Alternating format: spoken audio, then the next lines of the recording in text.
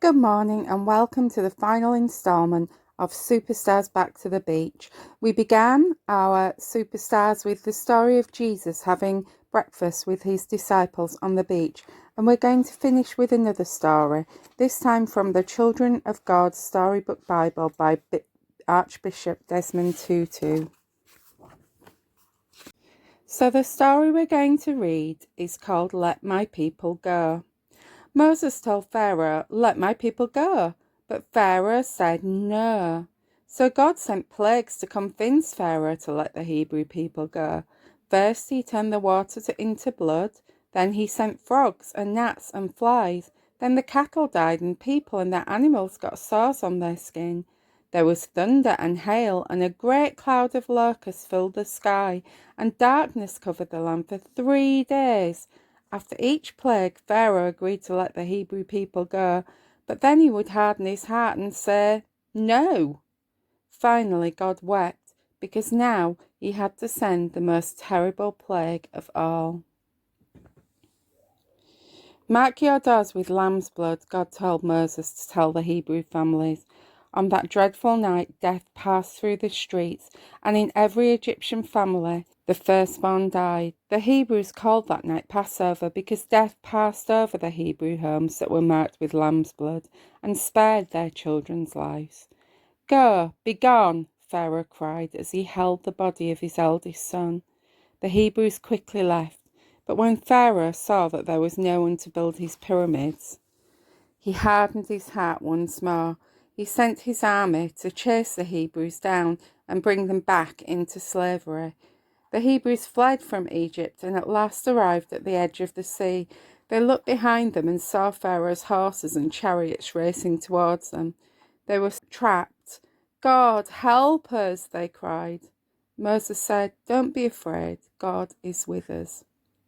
God told Moses to hold his staff over the sea. God blew back the water with a mighty wind, leaving a dry path through the sea. The Hebrews crossed over on dry land, the waters forming a wall on their left and their right. The Egyptian chariots followed, but their wheels got stuck in the mud. The Hebrews watched in awe as the waters returned and swallowed up Pharaoh's army. At last they were really free. Moses led the people in a song of joy.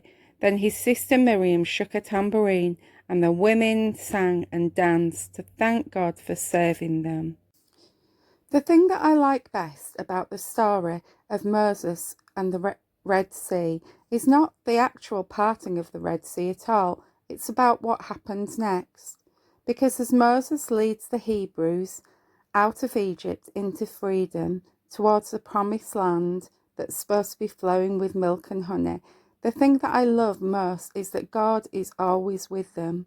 They grumble and they moan and they complain, but God is always with them. God is always leading them. God feeds them when they are hungry.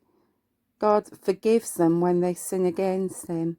He's always there. Sometimes a cloud, sometimes a pillar of fire, but he never ever leaves them, even in really difficult, trying circumstances.